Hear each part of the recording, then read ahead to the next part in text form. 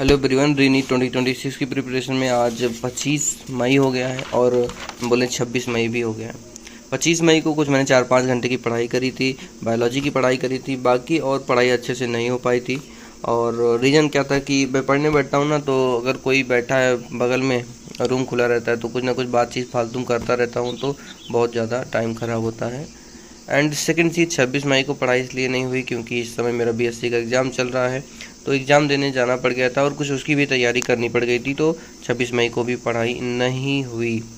अब 27 मई है, उसके बाद उस दिन पढ़ाई जो करूँगा बताऊँगा। अभी आज क्या करते हैं ना कि जो मेरा बायोलॉजी का मिस्टेक था, LNAIOT जो ऑनलाइन टेस्ट सीरीज चल रहा है फॉर रीनी 2026, उसका सेकेंड टेस्ट का जो बायो का मिस्टेक था उसको आप भी रिवाइज कर लीजिए मेरे साथ, फिर मिलेंगे अगले दिन।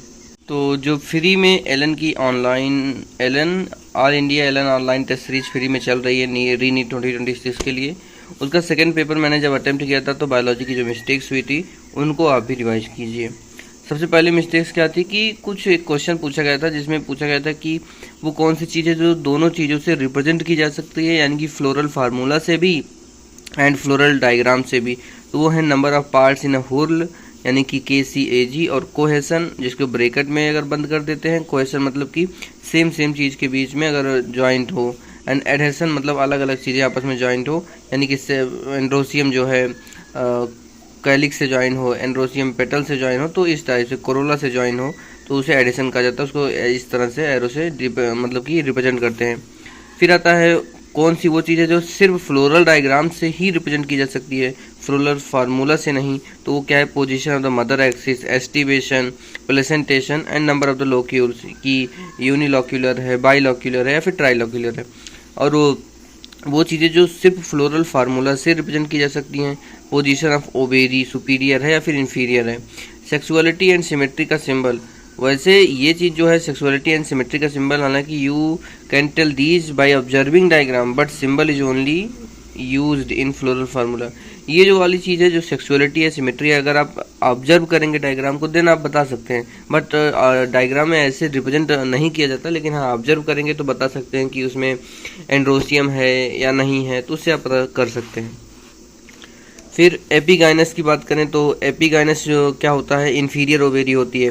एंड इसका एग्जांपल मैंने जो ट्रिक बनाई है, ECG, E for epigynous, C for cucumber and G for guava. And एक और एग्जांपल होता है रे फ्लोरेट ऑफ द सनफ्लावर, ये एपिगाइनस ओवेरी रखते हैं, यानी कि इन्फीरियर ओवेरी रखते हैं।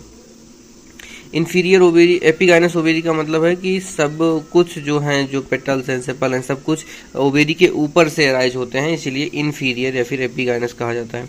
एपिब्लास्ट क्या है, रिड्यूस्ड कॉटिलेडन ऑफ मोनोकॉट, यानी कि ग्रासेस का जो रिड्यूस्ड कॉटिलेडन होता है वो एपिब्लास्ट है। PEC, primary endosperm cell of embryo sac, कैसा होता है, ट्रिप्लाइड होता है। BGP क्या है, वही pea bean gram groundnut, ये ट्रिक है BGP। एंड ये सब क्या होते हैं, नॉन एंडोस्पर्मिक या फिर नॉन एल्बुमिनस सीड होते हैं।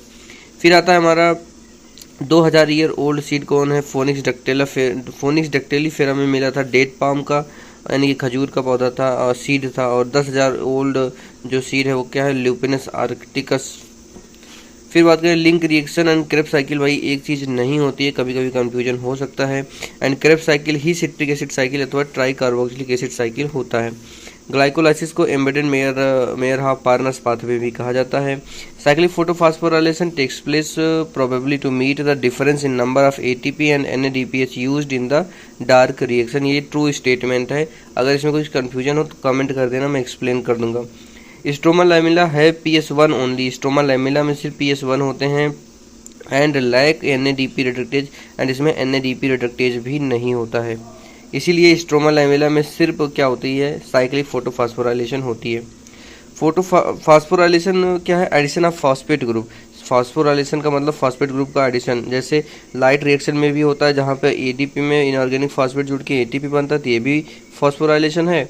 एंड डार्क रिएक्शन या फिर केल्विन साइकिल में 3 फास्फोग्लिसरिक एसिड में ATP जुड़कर, यानी कि एक फॉस्फेट जुड़ जाएगा, 1,3-bis फास्फोग्लिसरिक एसिड बन जाता है। RU5P यानी कि राइबोलोज 5 फास्फेट, यानी कि सिर्फ एक फास्फेट है उसमें ATP जुड़ेगा तो राइबोलोज बिस फास्फेट हो जाता है। तो ये भी चीज़ फास्फोराइलेशन ही है। क्वेश्चन में गलती होती है कि हम फास्फोराइलेशन का मतलब सोचते हैं कि ATP का फॉर्मेशन, इसीलिए हम सोचते हैं कि सिर्फ लाइट रिएक्शन में होगा phosphorylation. But phosphorylation dark reaction या फिर कैल्विन साइकिल में भी होता है। क्यों कि फास्फोराइलेशन क्या है, addition of phosphate group in a substrate, यही होता है। वैसे तो इस सेकंड वाले पेपर में कुछ और भी मिस्टेक्स हैं जो सेकंड पेज पे मैंने लिखी हैं, बट इनको मैं अगली वीडियो में एक्सप्लेन करूंगा, नहीं तो वीडियो बहुत लंबा हो जाएगा। एंड आप लोगों की स्टडी कैसी चल रही है कमेंट बॉक्स में ज़रूर बताना। एंड क्या आप में से कोई LN all India open test series जो दे रहे हैं, तो अपना अगर दे रहे हैं तो कमेंट में बताना कि हाँ भाई आप अटेम्प्ट कर रहे हैं। मिलते हैं नेक्स्ट वीडियो में, पढ़ाई करते रहिए।